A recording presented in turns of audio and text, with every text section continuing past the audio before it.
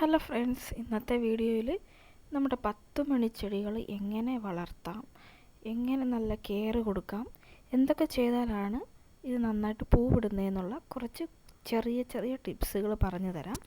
അപ്പോൾ കൂടുതൽ ടിപ്സുകളും കാര്യങ്ങളും ഒക്കെ ഇനിയുള്ള ദിവസങ്ങളിലൊക്കെ ഷെയർ ചെയ്യുന്നതായിരിക്കും. ഇന്നൊരു ചെറിയ വീഡിയോ ആണ് ചെയ്യാനായിട്ട് ഉദ്ദേശിക്കുന്നത്. അപ്പോൾ എൻ്റെ കയ്യിൽ ഒരു 20ഓളം വെറൈറ്റി ആയിട്ടുള്ള 10 മണിയുടെ കളക്ഷൻസൊക്കെ ഉണ്ട്. അപ്പോൾ അത് ഞാൻ എങ്ങനെയാണ് പെട്ടെന്ന് തന്നെ ഇങ്ങനെ പ്രൊപ്പഗേറ്റ് ചെയ്തെടുത്തതെന്നും എങ്ങനെയാണ് ഇതിലൊക്കെ ഇത്ര പെട്ടെന്ന് പൂവിട്ടതെന്നൊക്കെയുള്ള കാര്യങ്ങളാണ് ഇന്നത്തെ വീഡിയോയിലൂടെ നോക്കാനായിട്ട് പോകുന്നത്. അപ്പോൾ 10 മണിച്ചെടി നമ്മൾ എപ്പോൾ നട്ടാലും അത് ആദ്യം തന്നെ നടുന്ന സമയത്ത് നമ്മൾ നട്ട് ഒരു 2-3 ദിവസം അല്ലെങ്കിൽ ഒരാഴ്ചത്തേക്ക് നന്നായിട്ട് തണലുള്ള സ്ഥലത്ത് വെക്കുകയാണെങ്കിൽ 10 മണിച്ചെടികൾ വേഗം പിടിച്ച് കിട്ടും. ആ വേര് പിടിച്ച് പുതിയ നാമ്പുകളൊക്കെ വന്നതിന് ശേഷം അത് വെയിലത്തേക്ക് വെക്കുന്നതാണ് ഏറ്റവും നല്ലത്. ഞാൻ അങ്ങനെയാണ് ചെയ്യുന്നത്. അപ്പോൾ എനിക്ക് നല്ല റിസൾട്ടാണ് കിട്ടുന്നത്. അപ്പോൾ 10 മണിച്ചെടി പലരും നട്ടതിന് ശേഷം പൂവിടാറൊന്നുമില്ല.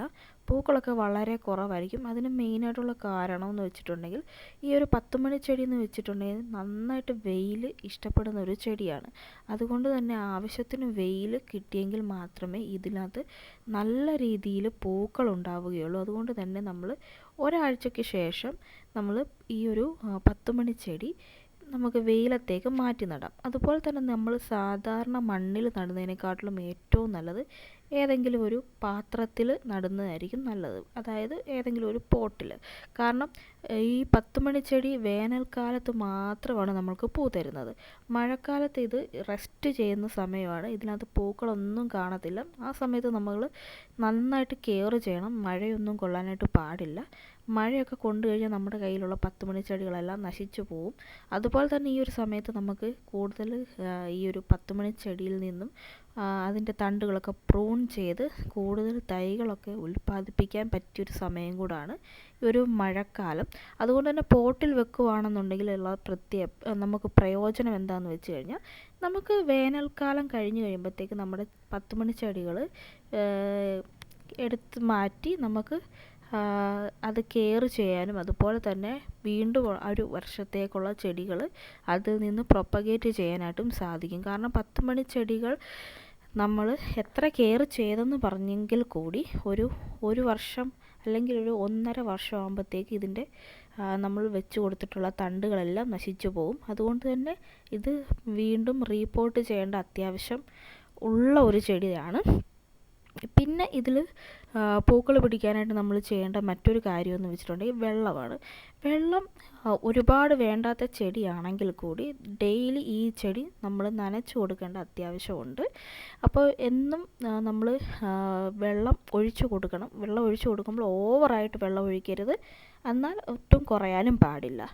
ആവശ്യത്തിന് വെള്ളം ഒഴിക്കുക. പിറ്റേ ദിവസം വീണ്ടും ചട്ടി ഡ്രൈ ആകുന്ന കണക്കിന് നമ്മൾ വെള്ളം ഒഴിച്ചു കൊടുക്കുക. ചട്ടി ഡ്രൈ ആയതിനു ശേഷം നമുക്ക് വീണ്ടും വെള്ളം നൽകാം. അതുപോലെ തന്നെ ഈ ഒരു 10 മണിച്ചെടിയിൽ ഇതിൻ്റെ ഇടയിൽ എന്തെങ്കിലും കളകൾ കാര്യങ്ങളുണ്ടെങ്കിൽ അതെല്ലാം കൃത്യമായിട്ട് നമ്മൾ എടുത്തു മാറ്റണം. ഇതിൻ്റെ കൂടെ മറ്റെന്തെങ്കിലും ചെടികൾ വളർന്നാലും ഈ ഒരു 10 മണിച്ചെടി പൂവിടാൻ ഭയങ്കര ബുദ്ധിമുട്ടായിരിക്കും. അതുപോലെ തന്നെ വെയിൽ കറക്റ്റായിട്ട് ഒരു മണിക്കൂർ മുതൽ 6 മണിക്കൂർ വരെ ഡയറക്റ്റായിട്ടുള്ള വെയിൽ ഈ ഒരു 10 മണിച്ചെടിക്ക് അത്യാവശ്യമാണ്. നിഴലിലിരുന്ന് കഴിഞ്ഞാൽ നമ്മുടെ 10 മണിച്ചെടിയുടെ തണ്ടുകൾ നന്നായിട്ട് നീണ്ടു പോകും. അപ്പം നീണ്ടു പോവുകയും ചെയ്യും. അതുപോലെ തന്നെ പൂക്കളുടെ എണ്ണവും കുറയും. അപ്പോൾ നല്ല കരുത്തുള്ള തണ്ടുകളും അതുപോലെ തന്നെ ചട്ടി നിറയെ പൂക്കുന്നതിനും നമ്മൾ ഇത് സൂര്യപ്രകാശത്തിൽ വെക്കണം.